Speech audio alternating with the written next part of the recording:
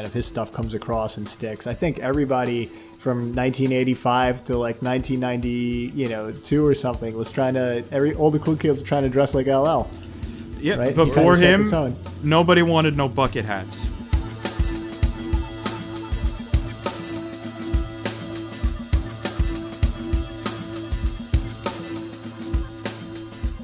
Party people in the place to be.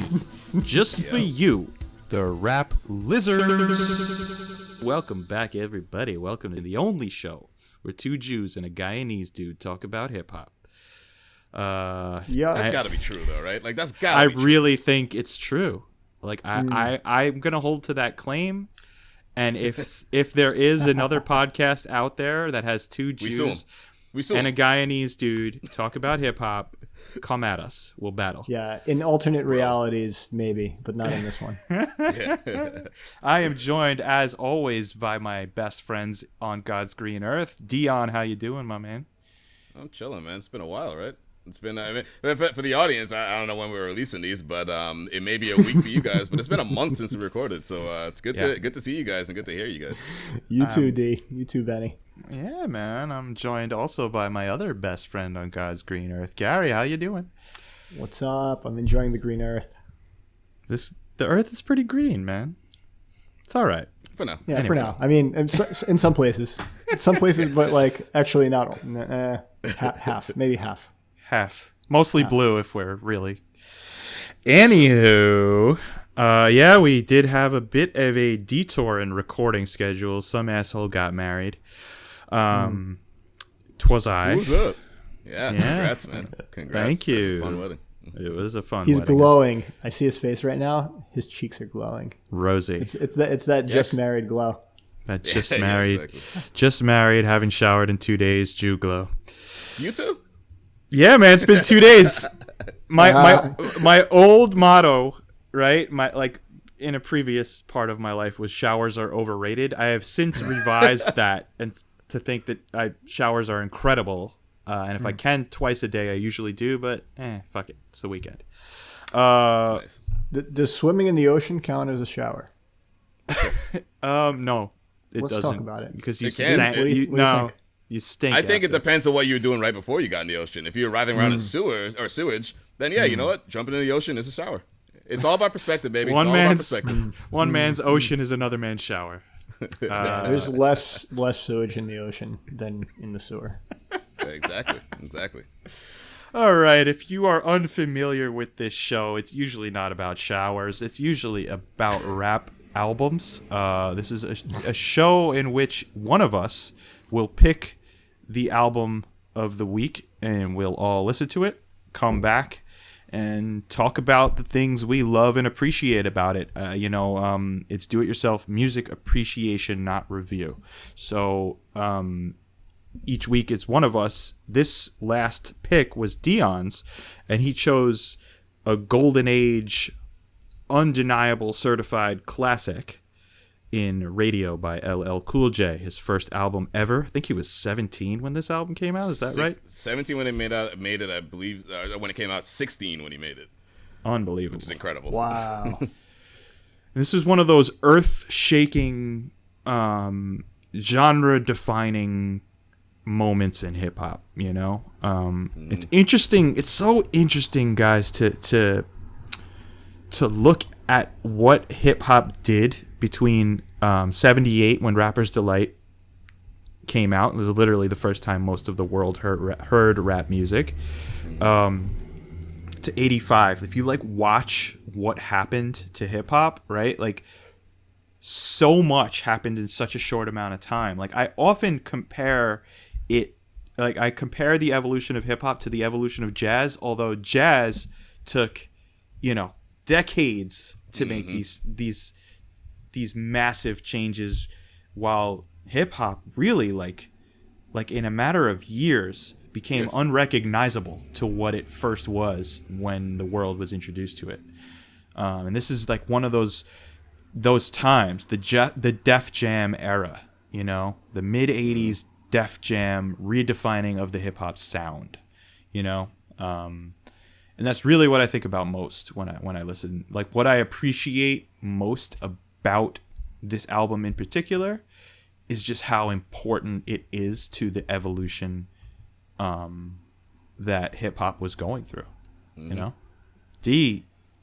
it was a surprise, I'd say. Yeah. For me, that you picked it. Not in. I know I've known you since 7th grade, and I've always known you've been a fan of LL. I would have expected Mama Said Knock You Out as the pick, because that's his, like, I'd say that's his magnum opus, that album. Sure. But this was probably the more important album. So talk about it, man. What made you pick it? So the reason, like, it's funny because I hadn't really listened to this album, as an album when I listened to the singles and everything like that since I was a kid. But I haven't really listened to radio as an album until this year. And kind of one of the things that it was two things that kind of pushed me to do it. It was the BDP episode that we did, the Boogie Down production episode that we did, which was one of the first episodes we did. We released that one, right? That was the second. Yep. After third, actually, it was second or third episode. And it kind of got me into that, like, 80s groove. I'm like, and ever since then, it's like, we've done albums from, several different years and periods between the 80s and present day, but we never really went back to the 80s except for that one album. And I'm like, you know what? Let me give this this record a spin. I listened to it. And I'm like, wow, this is great. I mean, yeah, like. It's got a little bit of the primitive kind of rhyme scheme going, but just listening to it, like, you could throw this thing on in a barbecue in the background, throw it on while you're driving, throw it on while you're showering. Speaking of shower boys, but there's a bunch that you can do with this. Got to bring it back to the shower. Gotta bring it back to the shower. All right. But there's a bunch you can do with this album, and yeah, there's just classics on it. So yes, I just wanted to sort of go back and almost educate myself too, with giving this album a listen, and I really think I did. It's a short one. It's got simple themes and rhyme scheme, but again, it's just fun, man. I don't know. What did you get, Gary? Give me.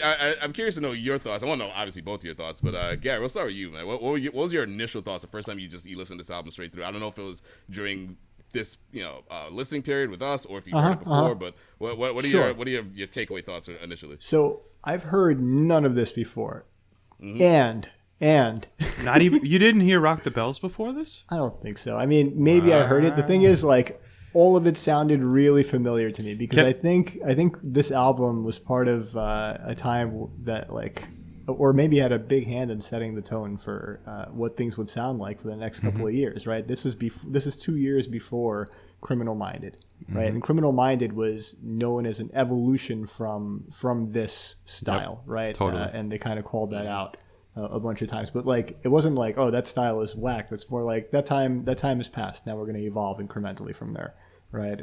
Or take a big leap from there in some ways.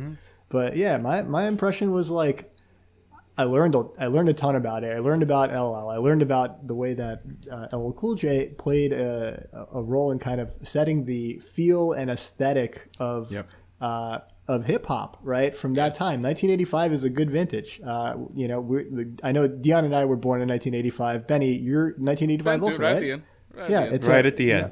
Yeah, that's right. Good. It's a good vintage, and I think to understand this album, for me, I had to dig back, look at top headlines, 1985. What was the most popular stuff going on? What were people wearing? What did things look like? And that's LL Cool J. It also made sense to me. I didn't realize this. I knew he was young, but just hearing it, he was 16 years old when he was recording this. That makes a lot of sense because this is makes so much sense. It's very much a first album from a really talented guy. Yeah, you mentioned something there, Gary. I didn't even put it in my notes, but you had to, in order to appreciate it or to help appreciate it, you had to put yourself in the 1985 mind state, right? Yes. For me, completely honest, right? I was talking to my brother, right? And I was struggling with this one. I was telling him what was on the docket. I was like, we're going to be discussing LL's thing. I have a few really important things to say, but for the most part, I don't love it. And that's just me. I didn't most of my rap music obsessions start in it starts in 87 for me. I think 87 is the year that like all of the building blocks were put in, and then when KRS and Rakim they really did reinvent how you're gonna rap. Everything exploded from there. There's like it needed to happen in order for like other creative minds to see how it can be done and how many other directions you could take sampling and rhyming. So I was struggling a bit. It sounded primitive to me, and I know that's almost like sacrilege to the hip hop head out there who might be like, how can you call this primitive? No, man, Benny, it did to me also, and in fact, like it was. I mean, this is a 16-year-old kid, right, recording this at the time, 1985 or 1984, recording it, yeah. But so I tried to like wrap my head around what was it? Why was this so huge, right? And what Ian, my brother, suggested to me, he said, why don't you go take a look at what else was released like musically in hip hop in 85 and then go back a few years. Mm-hmm. And that really helped me put this into context, right? Yep. If you're showing in 2020, if you're showing like a 10-year-old the first Star Wars movie, they might look at you funny, like, yo, like what is this old shit? Mm-hmm. But then just show them Flash Gordon from 1960s and they'll be like, oh shit, I see why this is so important. Yep. You know what I mean? Like show them any action, science fiction, fantasy before that besides 2001 and like they'll understand like why Star Wars is cemented as one of the greatest movies ever made. Mm-hmm. So that's well put. You know, I think that was required for me, even though like I consider myself ahead. My taste starts 87 and onward. And so much changed in those 2 years, but also so much changed between like 1980 when hip hop really started to like when you started to see some albums being released and 1985. You go and listen to the Cold Crush Brothers, you listen to the Treacherous 3, you listen to The Message by, Grandmaster Flash and the Furious 5. And then you listen to what LL's doing and you go, wow, he just literally took all of those building blocks and said, no, here's how I'm going to do it. It's completely different. Completely. He brought a new level of braggadociousness and like confidence to his rhymes, right? Like this guy's 17 or 16 when he's recording it. So much authority on the mic, like when he's holding court, you got to listen type of thing. Yep. For sure, and I think there was like LL Cool J has an aesthetic about him, right? Also from this time, and it developed. Like he was a leader in that, in kind of defining hip hop's aesthetic, and he was a dude from Queens, right? It was like a New York hip hop aesthetic, which is very cool. And back in 1985, like think about what that aesthetic was. Like think about the movies that were coming out then. There was. I'm looking at a list. Back to the Future. The Goonies. Rambo First Blood Part 2. When did Crush Groove come out? Beverly Hills Cop. That must have been Crush Groove must have been 86, I want to say. 86? Oh, okay. 87 at the latest, but I think, yeah, because it was like LL's like, that was, he's in it. He technically has one word, one line, but then he does, the scene that he's in is ridiculous, which goes, ridiculous in a good way, goes to exactly what Gary was saying, where, or sorry, I know it just happened 5 minutes ago. I figure it was Gary or Ben that said this, but how he just commands the mic, like he's there once he's on the mic, like even though he's 16, like it's his, he owns that shit. And that scene in Crush Groove, it's like an A&R meeting where they just saw a bunch of hip hop artists, they're done for the day, and LL and his Goonies with their boombox bust in. They're like, yo, what are you doing? We're done, blah blah blah. And LL's no, fuck that. You gotta listen to what I have to say, and he does, and they love it. And like he does a song from this album. He does the very first song from this. I can't live without my radio. Yeah. And then naturally, of course, it's a scripted movie, but like it's meta because that's essentially what happened in real life. It's like you see this like the fresh faced kid that's like like baby faced 16-year-old kid, and then he gets on a mic. He's like, oh shit, motherfucking can spit. And again, although we're saying it's like primitive now, in '85 this shit wasn't primitive. Like no, people weren't really rapping like this. And especially there's one song in particular on this which we will talk about, "Rock the Bells," which kind of stands alone as a hip hop song on this album. But yeah, man, it's and Gary, also going to what you're saying about the style. You gotta remember, man, LL was one of the integral pieces to the formation of Def Jam, which in itself was integral to bringing hip hop to the mainstream. Totally. Yeah. And I think you can't. So like, I think you can't talk about this time of like, right. So Gary was talking about the movies that were happening, right? He was talking about Goonies. I'm thinking about cartoons, He-Man. You know, like, so there's all this stuff. And then if you think about the two artists, like, you can't talk about LL, in my opinion, without talking about A, Rick Rubin, and B, Run DMC. Run DMC, exactly. In my opinion, or not my opinion, it's fact, right? Like, there's such a clear example of like, here's what hip hop is doing before Run DMC drops, and then here's what everyone's trying to catch up on once Run DMC and LL come out. You know what I mean? Like, it's kind of like if you look at Kind of Blue by Miles Davis, right? Yeah. Like, here's what jazz sounded like until Kind of Blue came out, and here's what jazz sounded like after Kind of Blue came out. You know what I mean? Changed everything. Completely turned the approach on its head. And that happened in the production that Def Jam came out with. It's the first time that hip hop got so far away from disco and techno. You know, because you had albums like Planet Rock, which were I love Planet Rock by the Soul Sonic Force, Africa Bambaataa. It's very techno. It's like rooted in 80s techno funk music. Whereas a lot of other hip hop on record, you heard a lot of disco still as the backing track.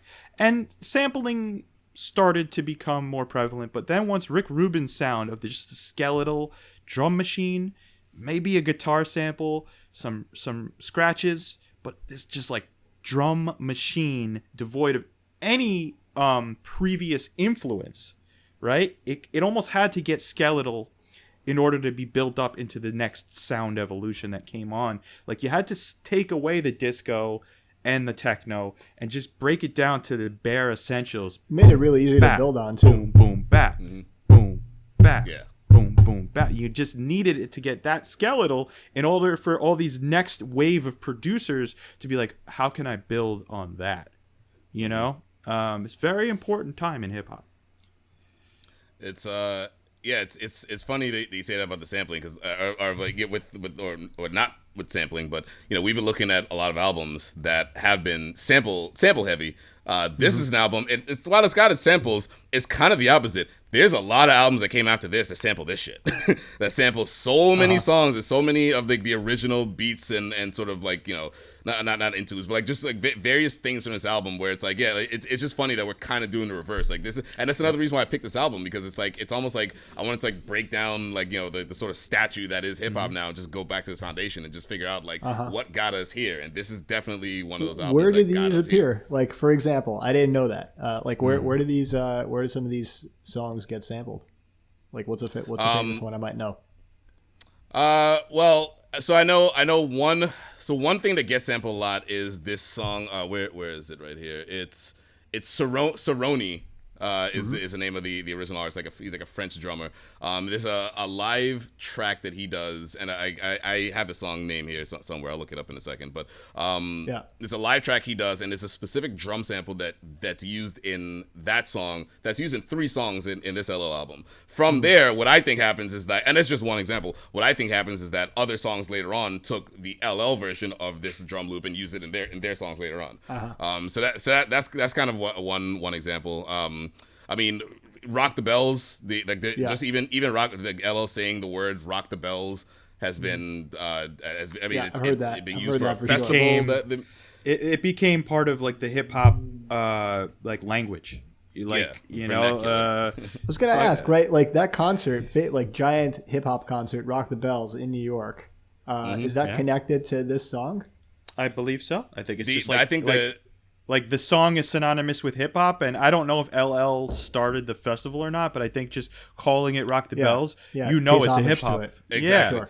And to go off that, like I'm pretty sure he didn't have to do with the naming of the festival. And it really was just taken from the vernacular. But there is Rock the Bells Radio on Sirius XM, which I don't know if you guys have XM, but it's probably my favorite station. That is LL's station, and it's all old school hip hop. Cool. It's or old school meaning up until probably like early 2000s, which at this point, let's face it, that is actually in the category of old school. Dion, 20 years ago.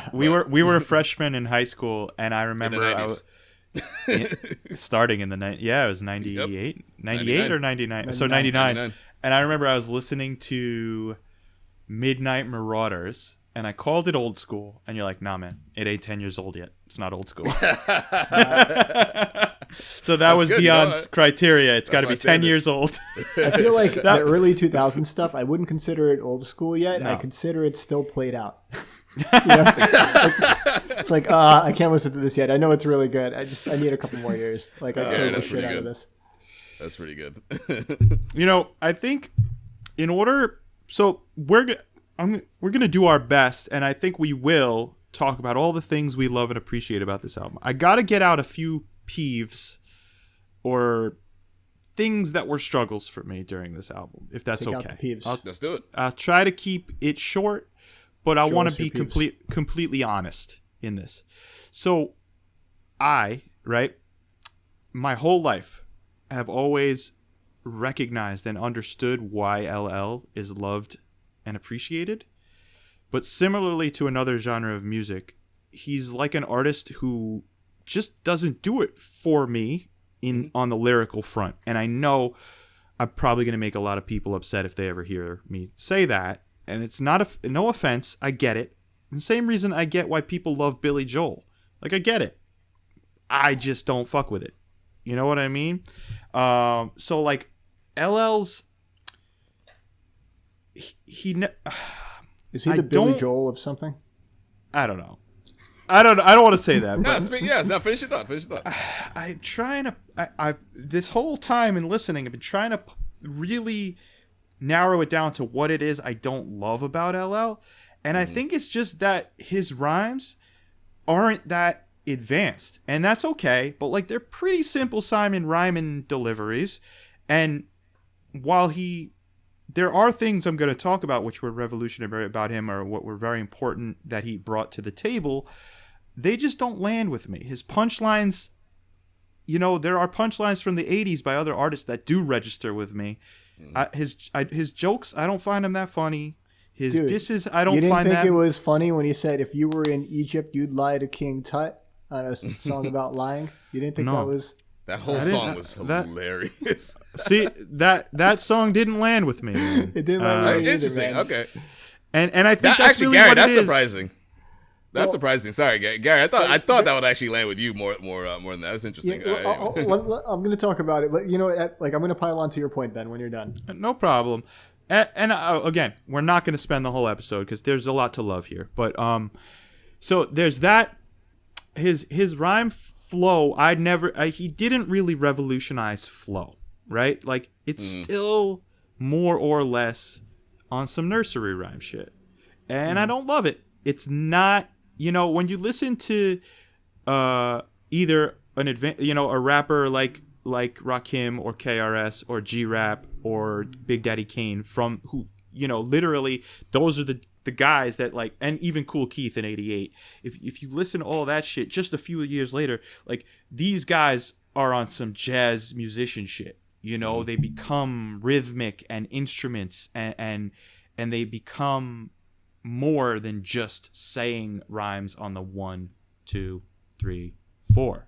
You know what I mean? And LL never really got past that. Even on his later stuff, like his guest appearance on Method Man and Redman's album, I always thought it just stood out as like, man, LL, in my opinion, just my opinion, and no disrespect or hate towards anyone who loves his shit. Like, I just always thought, like, man, he's kind of basic. you know? And I just don't love the way he flows. It's maybe not one of his, like, he has other strengths, right? Yes. I think is something that I took away from it. Because I thought the Definitely. same thing. Like, so that song, That's a Lie, for example. You know, when I'm listening to that, I'm thinking sometimes songs that are 35 years old just sound corny.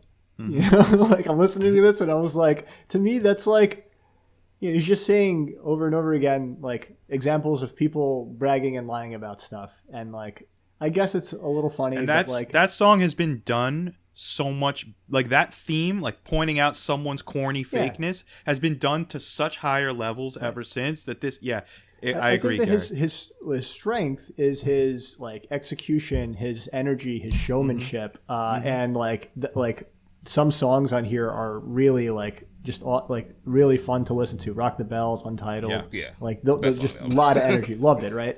But this song is like a concept. Like to your point, Benny, like you know he wanted to include a diss song about you know and like some societal like commentary about you know people that are bragging too much.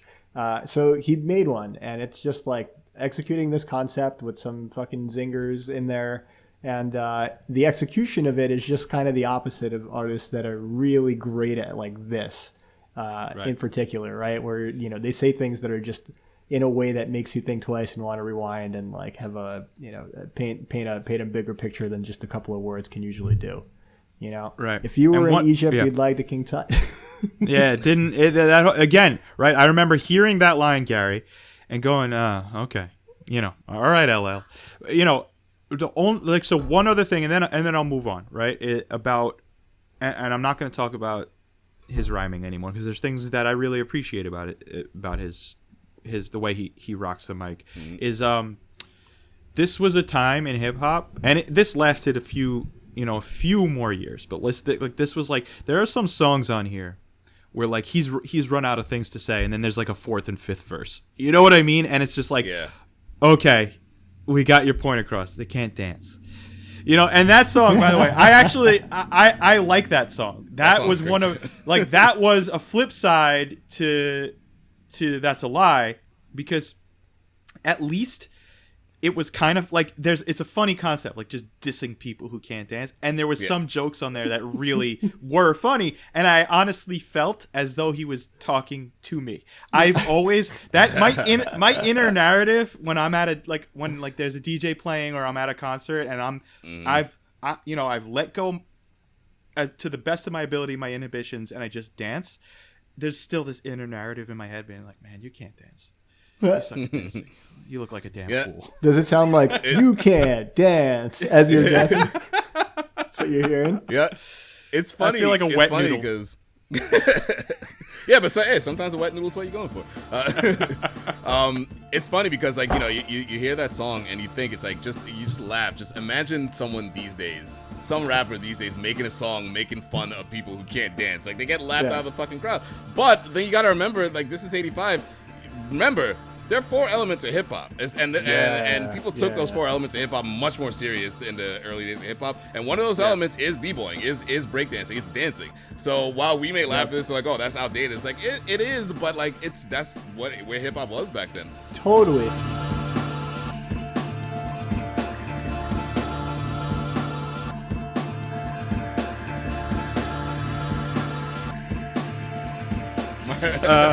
So, getting back to it, one thing. So let's talk about like the positives here because there's a lot, right? So I'd say if I'm listening from the way I suggested, like take in some 82 raps, take in some 83, 84. Listen to Curtis Blow. You know, listen to what the top of rap stardom sounded like before LL, and then you'll really appreciate what LL did, in my opinion. You know, like, so I think he mastered at that time punchlines, like, you know, land on a big statement that's often funny or uses some type of metaphor or simile. You know, he really... Can I interject and give a perfect example of so it's a perfect example of that, but from much later on in his career. It was, and Ben, you'll remember this. It was the Cannabis LL beef. Yeah. So just to take people back, so Cannabis I mean, he's still technically a rapper. You probably never really heard of him because he essentially, hold on, just for the mainstream, I'm saying, not for not for like any youngins. Any true fan of like real hip hop, especially back then, you know who Cannabis is. I'm not talking about us. I'm talking about like general today hip hop fans who know who LL is probably don't know who Cannabis is. The reason is Cannabis was an up and coming dope MC from one of the illest 90s, lyricists ever. Early 2000s. He was on a collab track with LL, and I believe the beef goes like part of his lyrics like might have been construed as a diss towards LL, and completely misunderstood. Completely misunderstood. But LL took it the wrong way. The song was dope. But LL took it the wrong way. Made a diss track about on Cannabis first. I think. Oh no, actually no. Sorry. Can I take Cannabis, over? Yes, please. So, sorry. So no, we're good. So LL took offense to one of Cannabis's lines. He made him re-record his verse to take that line out. Then LL on the same song put down a response to the line he made Cannabis take out, and eventually all this leaked and Funk Flex that I think debuted the real version that had Cannabis's line and then LL's response as to try to get some drama going in hip hop again, and it got really ugly, and Cannabis eventually recorded in my opinion he won an incredible diss track on LL, literally third round knockout, and literally PowerPoint presentation about everything that is Herbie about LL, and then please. So in one of the lines in that song is one of the lines in Cannabis' song was 99% of your fans wear high heels, which is I mean I obviously it's an exaggeration, but again LL's name is Ladies Love Cool Chain, so of course that's what he's going for. But it was a great line within a great song. But LL, of course, being the much more famous rapper, and he came out with a diss song himself. And while the song itself wasn't as good as Cannabis, he had one line in that song that was an obliteration of Cannabis. And what it was taking Cannabis and 99% of your fans wear high heels. LL had a line that said, well, 99% of your fans don't exist. Once he said that line, I don't care what else LL said in the track, he won. He won. It's funny. Won the beat because he is a combination of the line, and also he's just a much bigger artist. Cannabis is never going to win this in a public eye. I didn't follow hip hop very closely at all at the time, but even I heard that track, both of those tracks. Yep. Yeah. Yep. And it's funny, D. It's so that's a perfect bubble of what is great about LL and what I don't really love about LL. Right. So yes, on first listen, 99% of your fans don't exist, right? He took the line, he flipped it, and he told this guy he basically doesn't have any fans. No, it doesn't make sense. But then when you try to actually listen to it, and you go, what does that mean? 99% of your fans don't exist.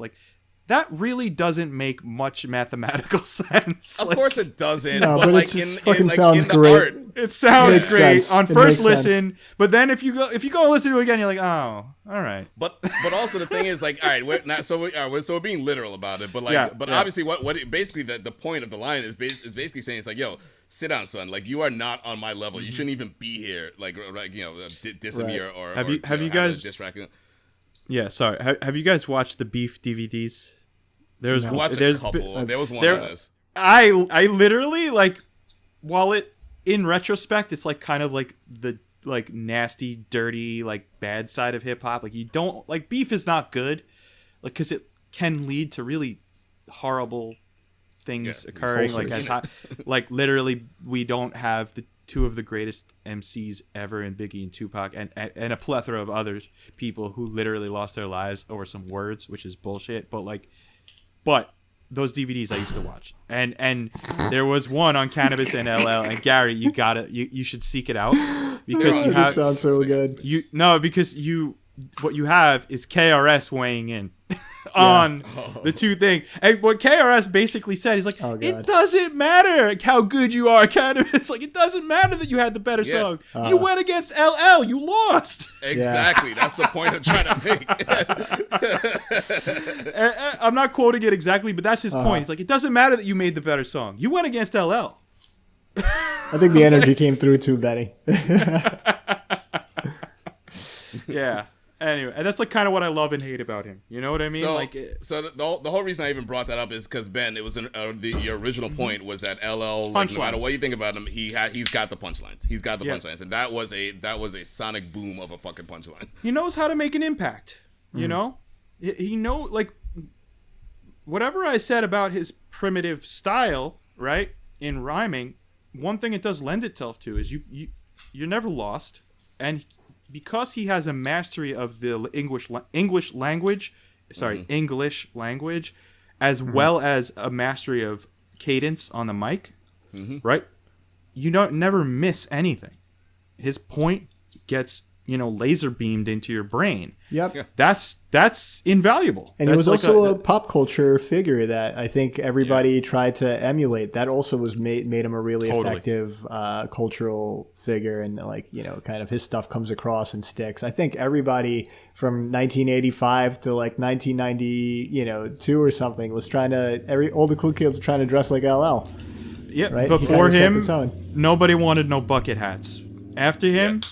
Kangol's left, in came the bucket hats, the Adidas jumpsuits, He also, another thing while we're on it, right, like I think he was the first rapper that had both at least when he started, this faded, but when he started, both the streets loved him, right, like the dudes who were rock, like corner boys, people who just. Me and the corner boys would always whistle to LL. Yeah, man. the Quentin Road posse. No, but like people who were in it for the hardcore hip hop loved him, and the ladies were all about him. Right, he was the first guy to break through on both levels. Right, where dude. Yes. If you look into the future, in the future, right, I think the greatest example of that of all time would have to be Biggie Smalls, right? The gangsters loved him, the hip hop heads loved him, and the women loved him, right? He is the king, in my opinion, for that reason. Like, that crown belonged on Biggie's head because he literally had the whole game locked. Yep. And I'd say LL is the first person to have that crown. Well, and the current you'd have to go with Drake. I mean, obviously Drake isn't as into. Disagree. No, then he's not one of the most popular artists right now. That means he's hot in the streets and he's hot with the ladies. What are you talking about? Well, I would argue that while he not might my be opinion. hot, I'm just saying. No, he might be hot on the radio. I would argue that most heads don't look at him in that same way that they looked at Biggie. And the same way the heads looked at LL. I see what you're saying. He's not respected I actually in that lyrical term. In that, I do. Some people do. I actually do. Okay. I was just talking about just for the record. I wasn't talking about necessarily people looking at his skills and like doing that. I was just saying like you go to any fucking like hood party or whatever. They're gonna be blasting Drake half the time. And also he LL was a precursor to him in terms of being like that like ladies love / whatever. That's all I meant. But that being said, what you just said, Definitely. I actually do wholeheartedly agree with you. Yes, of there's course, a direct line. There's a direct line from LL to Drake. But that's the interesting thing about LL. There's also a direct line from LL to Biggie, from LL to Jay-Z, from LL to all of these people who are at the top of their game. Yeah, this is the kind of shit I was talking about. So why I picked this album, because you can't you love it or hate it. You can't argue that this was a precursor to fucking modern day hip hop. Really, 100%. Yo, that point Benny was making about how the simplicity of the music on this album made it accessible. Made it accessible and made it so that it's easier to build on. Like, all this building happened because these are perfect building blocks in a sense. Yep. Right, in every way, he like the aesthetic of how LL Cool J performed and carried himself, and the clothing he wore, and to the beats, to the themes, right? Yeah, absolutely. Absolutely. The I watched 2 Oprah episodes related to this. All right, and right, on I being gotta hear about this. so one of them was addressed to the ladies' love aspect of it. So it's LL Cool J and his wife, sitting, next to Oprah and talking in a kind of intimate setting, and talking about how LL Cool J's spouse deals with him being ladies' love, and she talks about this one video where he was recording, and he's talking about like ladies licking his face, and there's like a lady licking his face, and she's like, I didn't talk to him for 2 weeks after that, Wow. So so they figured it out, and there's another episode where Oprah is just talking to LL, all right, and Oprah says, tell me about the time where you had to subdue a burglar that was invading your home, right, a home invader. So LL Cool J had this home invasion apparently. And he goes downstairs and with his bare hands subdues a burglar, and like immobilizes them and calls the police. And he's describing the kind of life and death struggle of that, and how he just came down there without weapons. He just got his arms and he just subdued this guy. You ever seen LL? Oh yeah, he's jacked. He's jacked. He's swole. and he took care of business. He was very calm about it. But he's just these are the topics of the interviews. I love it. Mm-hmm. The guy has an interesting life that supports the themes of his music. That's not art imitating reality. I feel like that's just him being him. Yeah, you're right, man. Cool. Like that's I never really tried to like think about like does his character reflect his real life persona, and it kind of does. It's interesting, man. You were talking about the building blocks, like how people could build upon the simplicity, and I think the reason that's so true, right? Besides the skeletal beats that allowed producers to build on, while his rhymes are basic, there's no two ways about it, right? There's not too much technical advancement in his delivery here, but what it is super clean and in rhythm, right? There's no slop. There's no questionable, man, I wouldn't, like that was a little off. That was a little off the pocket. Like his pocket was very much on the 1 and 2, 3, 4, but it's so locked in that in itself is almost like, wow, he's so rhythmic. He's so locked in that it might be simple, easy to follow, easy to build upon, so that's definitely something there. Songs that, in my opinion, jumped out at me most, gotta start, and I think we all agree on this, with the classic of classics on this album. I think the one song it's my favorite song he ever put out is Rock the Bells. It's just something about... What's your favorite LL song? I think it's my favorite LL song, yeah. Interesting, all right, cool. It really is. There's just something magic was happening that day in the studio. LL Cool J is hard as, just like it just... That intro is one of the best intros to a hip-hop song ever. I'd say that, right? So we talked about who he, his DNA can be, like his aspects of him can be found in the styles of many top-tier MCs throughout, everyone, I'd say that's like the Busta, right? Like that's like where you could get like that the way he came in that way, Busta or Inspected Deck, right? Like these people who come in with authority and like fucking monster and smash the track. You know what I mean? Definitely KRS too. Just like authoritative, just start them with a like, holy shit, what's going on here? Yeah, you know what I mean? Exactly. That's Rock the Bells for me, and it's just that's a dope. Didn't it feel song. like the way you imagine a hip hop show should feel, right? Like totally. You just have so much energy, and they're like I gotta hear this song over again. I'm thinking I might be confusing Untitled and Rock the Bells. We'll cut that part. Untitled is just a back and forth, the sort of like throwaway track with him. I'm grouping these together because that energy, that kinetic kind of feedback that you feel at a live show that you really are enjoying is present in those like album tracks. Both of them. Yeah. Yeah. Definitely.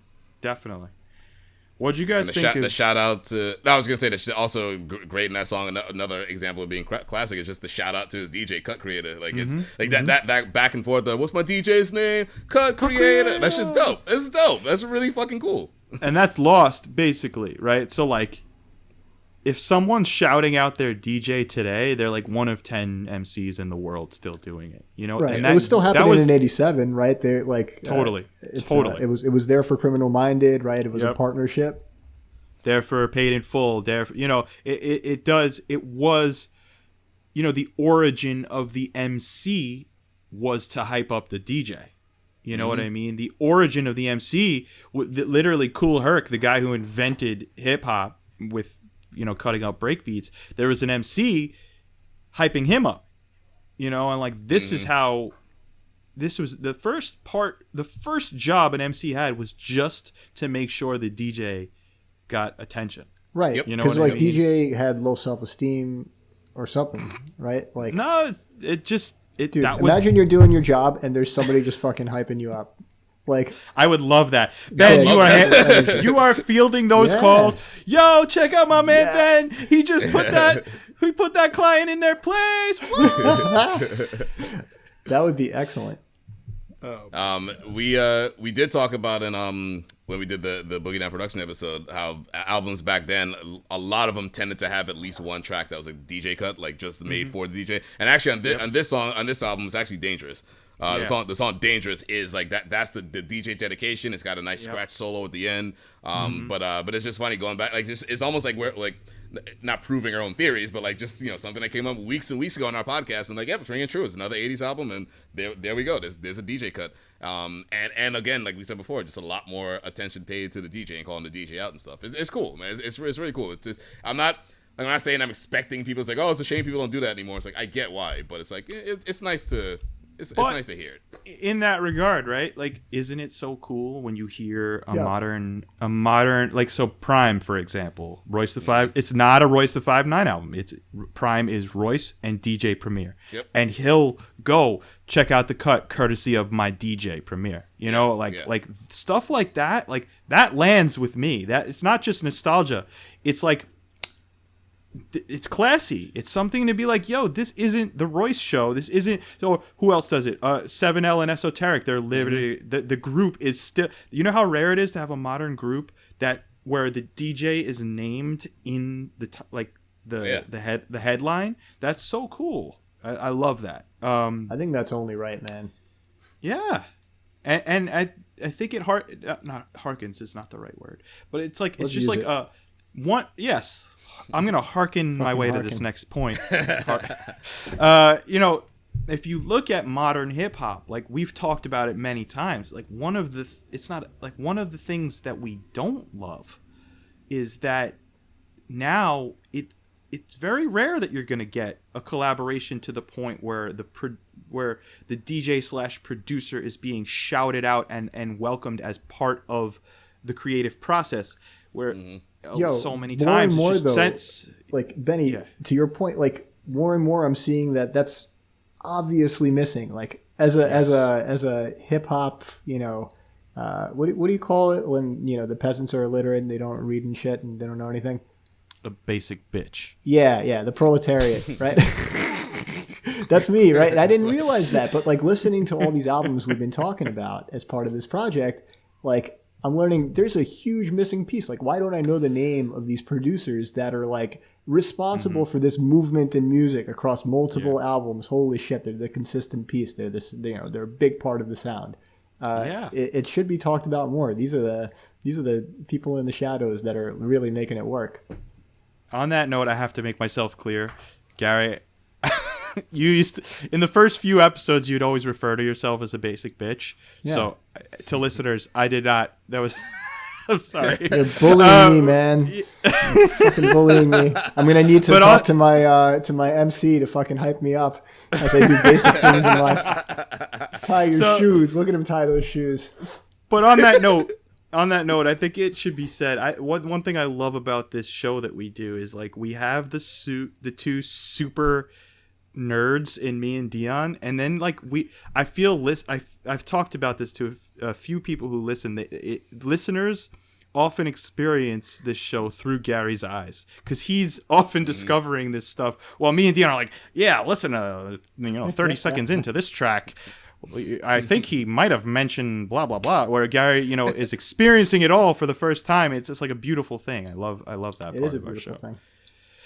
Thanks. What'd you guys think of Dear Yvette? Yeah, so it was a thing that a 16-year-old kid would record. Yeah, is what I thought. Yeah, I mean it's problematic for sure. It's all like slut shaming that like will obviously not fly today. Do you think the hook is addictive? The hook is great, but definitely. And so like I think it's important. And we've talked about this before too. It goes. We should mention it every time. It's important when you look at a piece of art from a certain era of time when this type of language was still acceptable, right? And while certain people might be very offended by it even back then, the overall societal view on it was this is just a rap album with offensive lyrics, not this cannot happen anymore. Yeah. So I think it's important to listen through. I don't know, not the lens, because that's sight. So with the filter of ears from 1985. One thing I do want to ask you guys, because there is a lot of slut shaming on this track. Do you think Yvette was someone who cheated on LL in real life? I think. Did this come from some form of heartache? Because it's very as a personal. 16-year-old, yeah, but you know what? It could be. I actually changed my name. This is LL being emo. I really feel like track. Literally like his 16-year-old fling maybe slept with someone he knows. He's like, oh, watch out. Yeah. It's just an immature view on things. Like that's all. It's like it might be a sign of those times, but I think it's more of like this is a young man, right? Clearly, this kid's in high school about a theme he doesn't fully understand yet, and maybe he just doesn't have the female friends that he could give props to when they're successful in their sexual endeavors.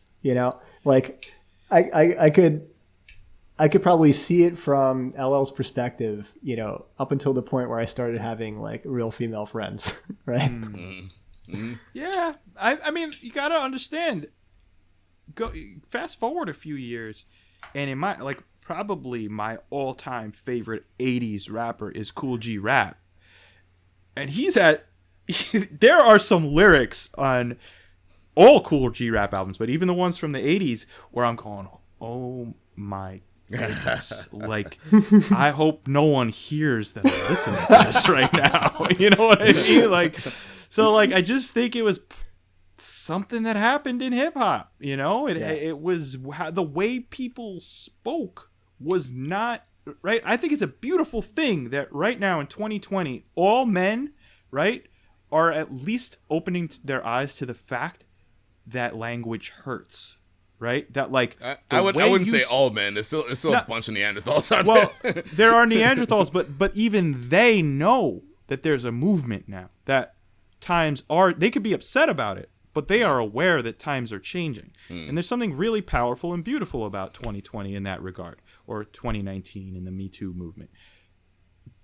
Again, I'm going to bring it back to this shouldn't stop.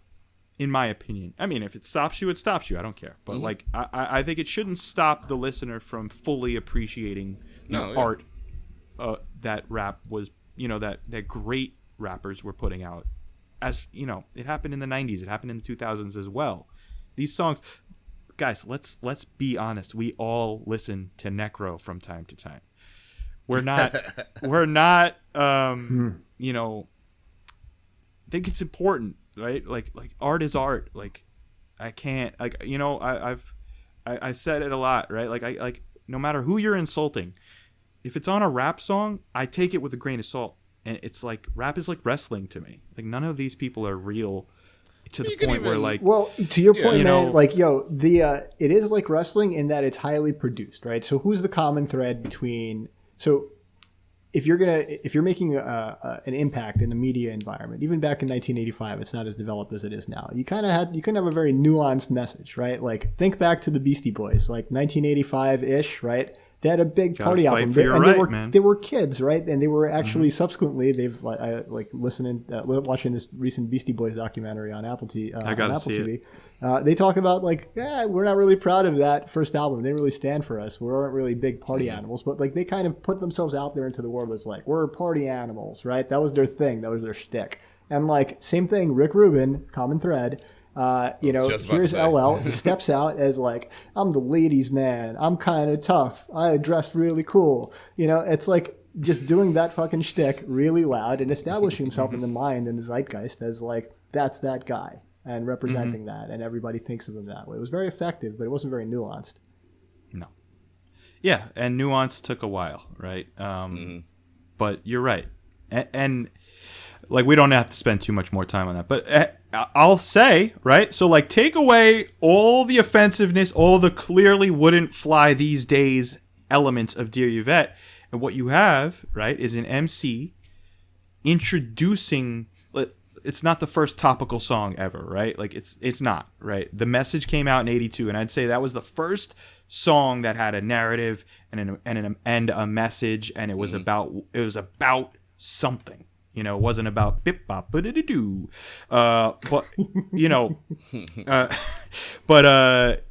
This song is about something, right? He focused for in my opinion, two verses too many. Like this is one of the songs, right? It's like, all right, you ran out of ways to diss Yvette, but it is a focused, topical song. These are really important stepping stones for what's to come. Paid in Full. Streets of New York by Cool G Rap. I know, Dion, you've heard that. Gary, I don't know if you've heard that. But these are songs that, like, had it not been for songs such as this, wouldn't take place, right? Like, these, like, it's not just about how amazing you are, right? Like, it's not just about how well you can rap. Can you tell a story? Can you introduce a theme in your music beyond what you wear, how you sound, how tough you are, how good you look? You know what I mean? And that kind of goes to like a point that we were making before that I wanted to wrap up when we were talking about That's a Lie. And Ben, you made the point that like how many songs have come out since that are about this theme that are done so much better. And to that I would say, well, that's kind of my point. How many songs have come since, and how many songs came before? None. You're right. That's the point. Right. So like, That's a Lie is yes. It's like we keep saying the word primitive, and I'll keep saying it because that's kind of like the theme. But it's a precursor to like in Cool Keith's intro to Black Elvis Lost in Space. Right? Like, it's like, who are you, front, like driving your Benz that is rented, fronting on your cellular phone that doesn't work. Exactly. It's talking about that same We got to do that album, man. Can we please promise we got to do that album soon? Yeah, I'm sorry I interrupted you. It just needed to get out. I had to let it out. But yeah, you're going to my point, and that's the whole sort of like point that I'm trying to make. It's like, yeah, it's there are a ton of art. I can name 50 artists that have better rhyme scheme, 100 artists that have better rhymes, better rime schemes, better all that stuff than LL. But none of them were the first. none of them came before. That's where we're at. And I think to wrap my original statement up on top of that, D, I think like you can really understand why LL fell out of grace after this album with the hardcore heads, right? He now in retrospect, everyone gives him flowers. He's one of the kings. Some people think he belongs on Mount Rushmore, and I'm not mad at that. You know what I mean? Like so like these days he's solidified legendary. And we haven't even moved or talked about like beyond music. I mean, this guy is a household name celebrity. Of course, he's not even a rapper. He's just a celebrity now. Dude's on Oprah multiple times. He's not. Listen, he's one of the most successful human beings. Like, right? Yeah. Like, you can't argue it. Easily. I get it. And today in the hip hop, language, he is a god. Represents your borough, Danny. Yeah, man, he represents Queens. But so what I will say is you could really understand if you look at the trajectory of his career after why it took till 1990 for him to fall back into favor with the hip hop heads, because like walking with a puma, or a leopard, I don't know the name of his. He has like 2 albums, Bigger and Deafer, and then another one where he's like on, like, I think it's walking with a jaguar. Yeah, and it's like these he made an album with like 6 ballads. Like, the next album he made had this album has 2. This first but one the has next 2. Then you had I Need Love. I Need Love. That song. You know what I mean? Like he started to do some shit where people were like, man, LL, like you may have reinvented things, but you might have reinvented him in a way that what's funny about I Need Love? Like we talk about I Need Love. You actually listen to the song I Need Love. Like his rhyme scheme and everything in that is great. It's actually great. It's like a soft song about love, and the beat is soft and it's all that. But if you listen to him rhyming, it actually sounds pretty dope. Like it's 80s style, but it's better than the stuff in this. I prefer the parody I Need Drugs by Necro. Yes. Dude, I heard the parody before I heard I Need Love, and it really completed the picture for me. Wow. Because I really liked I Need Drugs. That was a great song. It's a great song about pitiful and incomprehensible demoralization. Exactly. God. Dion, you got any other songs that really jumped out at you that really made an impact on you? The first one, I Can't Live Without My Radio, is fucking sick too. I mean, I know it's like the intro is literally the namesake of the album, Great Radio. But to me, this was like, even though this movie came out a couple years later, this is Radio Raheem's theme song from Do the Right Thing. Ooh. It's like the character who walks around with the boombox. I mean, essentially Fight the Power. One of the catalysts of the exactly. If you listen to the lyrics of I Can't Live Without My Radio, it's like it's eerily describing. Well, I wouldn't say eerie. Maybe Spike saw this and made the character based on this. But there's these 2 bars where it's terrorizing my neighbors with the heavy bass. I keep the suckers in fear by the look on my face. That's Radio Raheem. Like that's a perfect description of Radio Raheem, a character that came like 2 years later. And the only other note, just to beat a dead horse, is it's the intro of saying it's a simplistic rhyme scheme, but it's pleasing to the ear. Yeah, it doesn't have the double and triple entendres, but like it was the beginning, and of course it's fitting that the first album on this song first song on this album, which is a pioneering album, is about the radio, which is the vehicle to like hear to hear what you're saying. I mean, people like radios back then. People. Car stereos. You can't understate like the status symbol on the street level that having a giant loud boombox was. That is lost on today's world, because now we got headphones and we get really angry if if somebody came onto the subway blasting whatever they wanted to blast in today's world. I mean, it happens often enough. It does happen.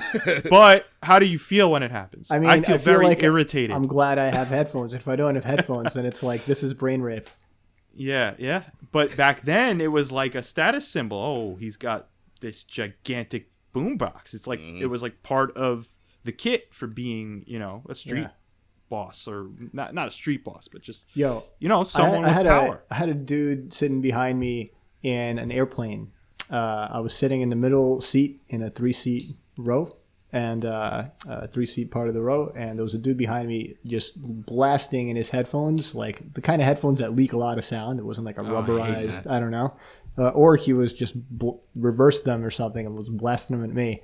But this guy had his head down, headphones on, blasting Young Thug, just like all the whole plane ride, which was like, I knew those songs, so I'm like, yeah. But also I'm like, damn, after it's 2 gotta hours, stop. It's got to stop. Yeah. Anyway, we might, okay, that. Dion, I'm looking at your notes, and one thing that really jumped out on me is a song we didn't speak about yet, but like you're speaking about like wordplay in I Want You, like, and kind of making it almost like comparing it to Doom. Can you talk about that?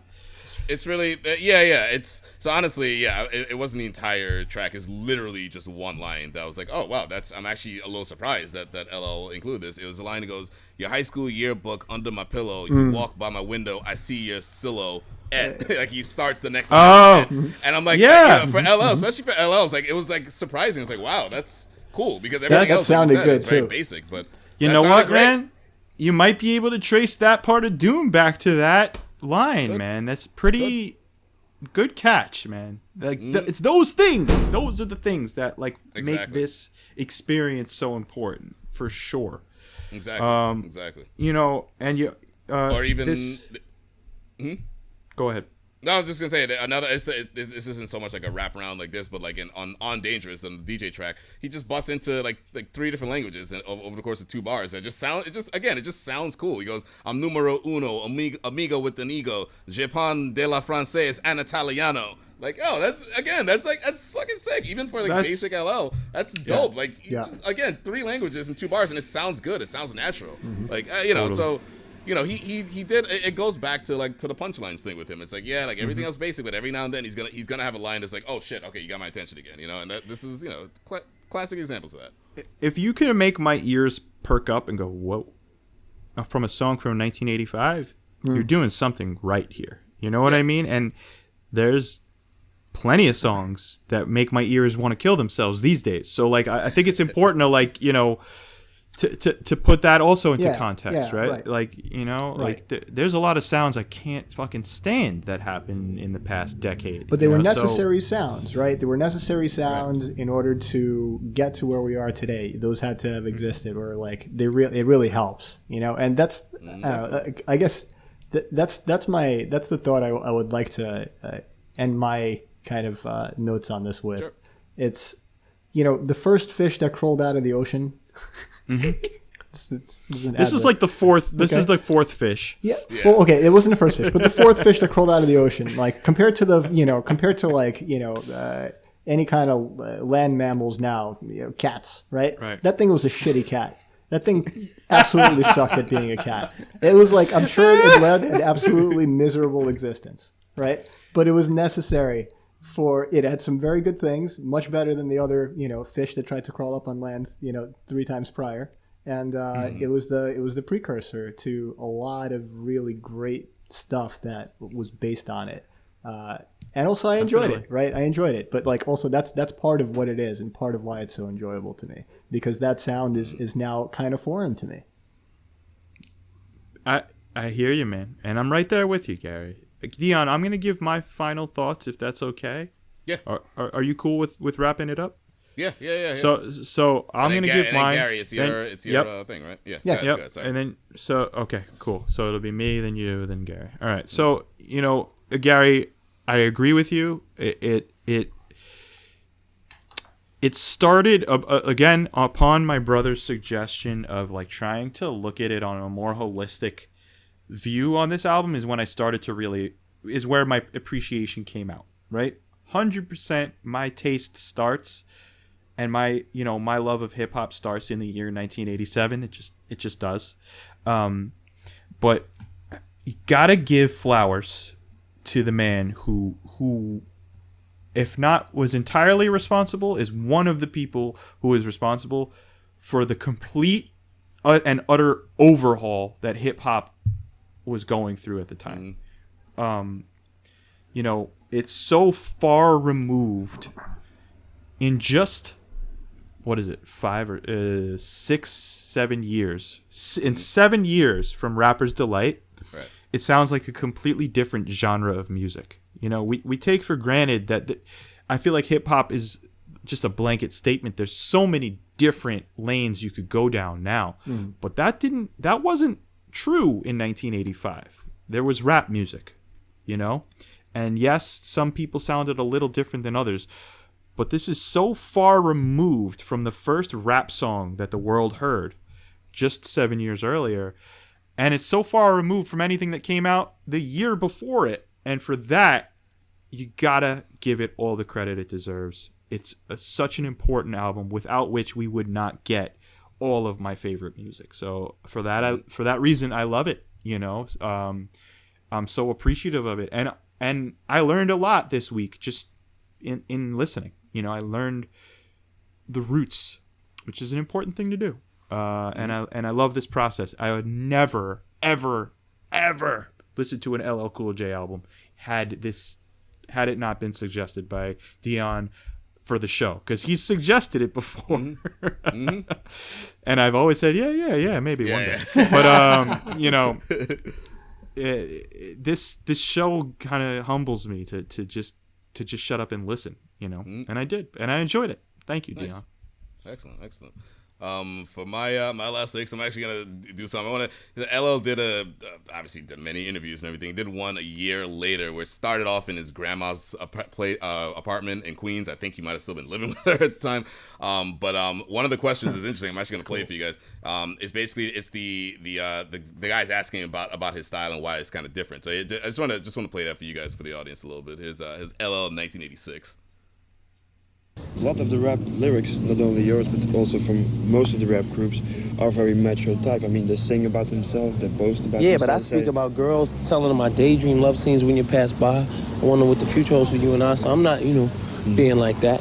That's just part of life. You know what I'm saying? If you don't express to somebody that you're proud of yourself and how you coming off, you know what I'm saying, then how they gonna know?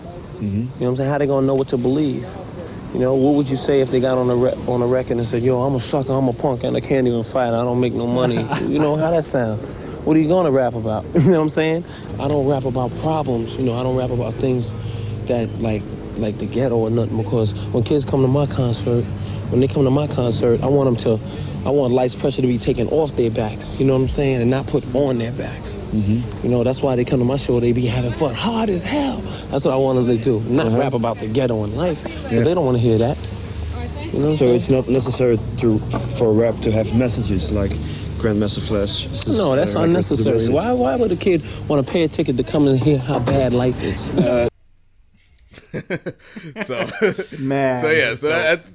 It's a good wrap up of like what LL was going for, and I feel like the things he talked about there, we kind of like sort of touched on a little bit within our what his audience was, how Ben, you just mentioned how like at that point hip hop had one lane, now we have a bunch. This was him starting his own lane. That's exactly it. It's like before that, it was like it was like one sort of track minded. Now he's like no, I want to talk about ladies. I want to talk about good things. I want to talk about that's a big reason why I've always loved LL. One of the first CDs I ever got was actually Mr. Smith. It wasn't one of his more popular albums, but it was the one with Doing It and Hey Lover and also 4321, which I think is one of the hardest fucking songs ever in hip hop. It's great. But yeah, that was my main intro, and basically it's like, again, like it may be basic, but this is clearly one of the most influential albums in hip hop history. A big part of it, like if you listen to it, it's like it's oozing with the styles, the themes, the compositions that would later become standard in hip hop. But like Ben, like you just said, this shit wasn't standard just yet. So like ultimately, like if aliens come down to Earth and they ask, I want to hear general hip hop. I want an intro to hip hop. This is 100% one of the first things I'm playing of. I'll play in Rappers Delight, but probably the second thing I'm playing is Radio, because this thing is it's pure not innovative. What's the word I'm looking for? It's pioneering hip hop. It's pure pioneering hip hop, and that's ultimately why I picked it. I hope you guys enjoyed it. Very much. Probably not as much as I did, but in general, we at least appreciated it, which is the point of this podcast now, isn't it? Yo, it got me. What would be really the third? D, what would be the third song you would the third thing after this? The third thing after this, if they wanted an intro, well, that's the thing. It wouldn't be 3. It would be like 20, and these would be like the first couple things. But I would also play them. Later on, I play them 36 Chambers. I'd play them. There's a few things, and maybe Ben, that might be a cross for one of our upcoming future episodes. Let's think about it, because I think I have good answers for this, but I don't want to just rush it right here. Let it marinate. Let's table that. And let's all get our thoughts on that. But anyway, Gary, I think you kind of gave your last licks, but why don't you do it again and then give us your album? Yo, what was a great last lick? When that woman is licking LL Cool J's face in the music video, and he's talking about it in front of his wife to Oprah. That interview that you just played, I gotta say, that was really beautifully put. That's the kind of charm and charisma that I think LL was like in some ways was kind of like the grandmaster of. He was a real Mac, one might say. Yeah. Absolutely. So for next week, this week, let's listen to Fiona Apple's "Fetch the Bolt Cutters" 2020 album. Came out this April. You got a fucking problem with that? I have no problem with that. I guess. We'll find out. All right, we're gonna take a detour. Listeners, you heard it here first. Fiona Apple's "Fetch the Bolt Cutters" is our next week's review. We appreciate some music, baby. There's a reason hip hop ain't in the title. In one of our first episodes, I said we might take a few detours here and there. So here's our first one. I'm actually, you know what? I'm actually kind of excited about this. I'm not gonna lie. All right. And just for the viewers to know, like this, we didn't. Ben and I had no idea about this. Like it was literally you just heard it first from Gary. It's the first time we're hearing it, and I'm kind of processing my thoughts. At first, I was like, "Wait, is he joking?" And then I was like, "Oh wait, no, he's not." And now I'm thinking about it. I'm like, you know, this is actually be fun. This will be a nice kind of like after LL, which is almost as different from modern hip hop as Fiona Apple is from modern hip hop. So it would be kind of a good transition. So yeah, I'm actually. But you know what? It's all downstream of this. It's all downstream of Radio by LL in a sense. Really? Okay. And I think that I mean, we'll have to get into that. It's going to be difficult to draw those parallels, sure. But the fact is, it is downstream in the stream of popular music and time. And influences. And Benny, I'm sure you're skeptical, and I'm not. That's okay. Let's listen to something a little bit of a change of pace. Someone very integral in my life told me a long time ago, get comfortable being uncomfortable. So that's where I am right now. And I want to thank our listeners for tuning in. Make sure you listen to Fiona Apple's "Fetch the Bolt Cutters" before you tune in next time. You've been listening to Do It Yourself Music Appreciation. We love you guys for listening. Hope to see you next time. Peace. Oh, that was good. The Rap Lizards would like to thank our man Red Walrus for providing the beats and interlude music. Thank you so much, Fred. Check him out on Bandcamp, download his music, support a great artist.